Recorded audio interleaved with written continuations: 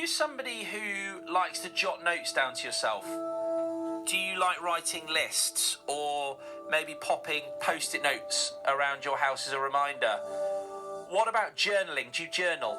And if you do, when do you do it? Do you do it morning? Do you do it afternoon? Do you do it night before you go to bed, or a bit of all of it? Well, today we're looking at the joys of journaling with a wellness expert near Melton, Jennifer Taylor. For me, I've been journaling for years now, but I've just started a new style of journaling, which is more colourful. My journal is called the Free Spirit Journal for 2021, because I realised on the back of last year what I really wanted was freedom. And I think with the journaling, what really works for me and how it helps is you can tell a friend something and you don't know, it's good, but when you write it down on a piece of paper, that piece of paper is not going to judge you. It's not going to, you can totally trust the paper because you can rip it out and burn it. But I find that if I'm feeling anxious about something, or I'm worrying about something, or I'm looking for answers, I just jot it down on the piece of paper in my journal, and it's like a direct conversation to the universe.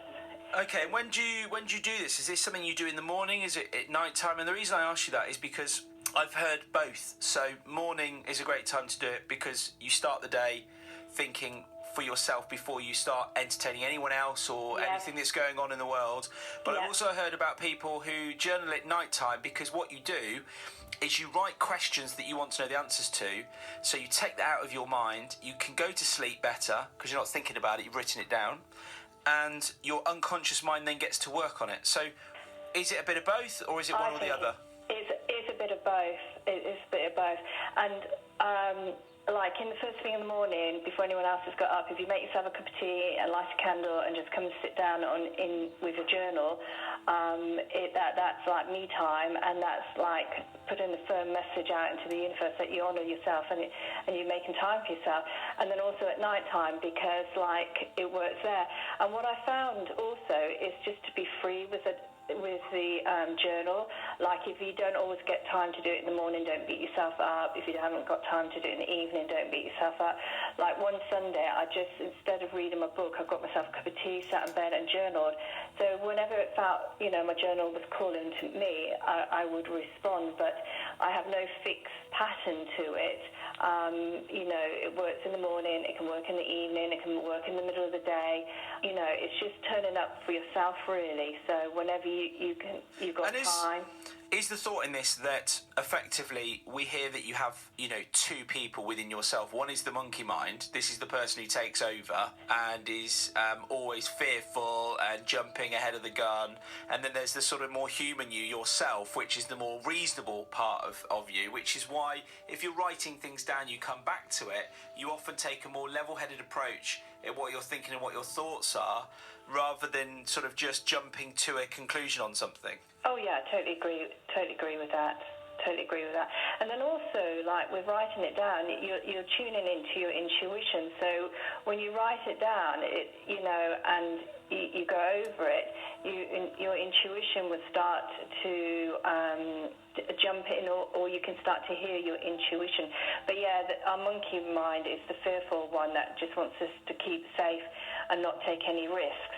But the part of us that is, that wants to live this life fully, is given that space to be heard as well. Isn't that because naturally our brains are to detect bad things coming our way? So years ago it was the saber-toothed tiger, whereas now we don't have that around. So our brains have got to find problems to find, which is why if you don't keep yourself busy and you're not doing things and you're not in that flow moment, then all of a sudden you're trying to find problems.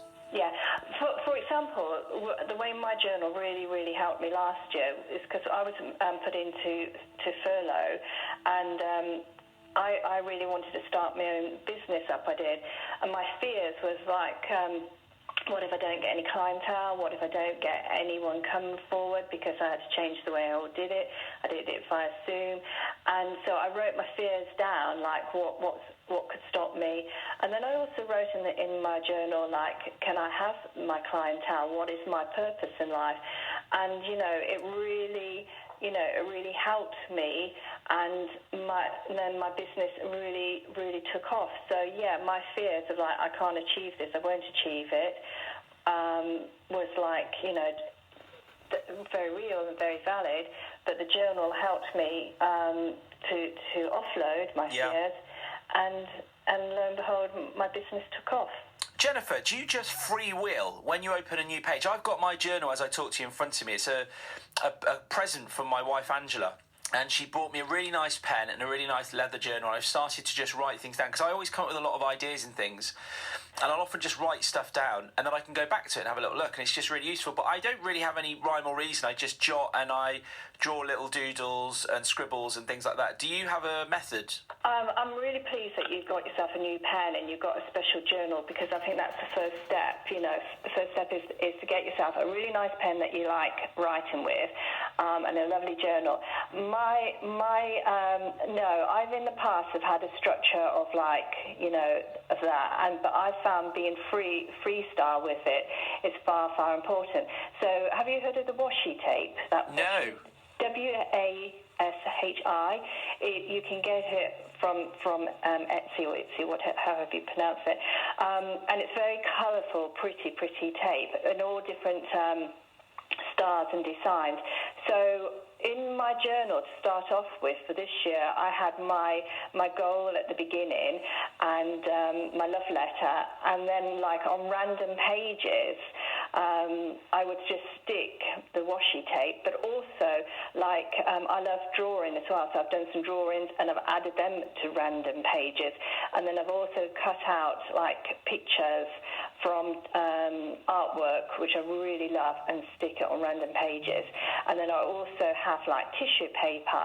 So it's getting back to that child that was creative, that child that didn't have the boundaries, the child that wasn't told you have to go from left to right, the one that can just be creative, that can just step into that powerfulness of as children we had. Like we weren't told we couldn't do anything, we were told we could do anything we wanted to, but somewhere along the line we went from being a child to a grown-up and being very boring, stuffy. And if you're not careful, you can almost sleepwalk through life and almost just being governed by what other people around you are telling you to do, or being carried away in a direction that before you know it, you look up and 10 years have gone and you say, hang on a minute, what's happened? Yeah. Listen, we've run out of time. I am so grateful for you telling us about journaling, the joys of journaling. Jennifer Taylor, thank you so much for joining us. Oh, you're very welcome. Lovely chatting to you. Breakfast with Jimmy Carpenter. BBC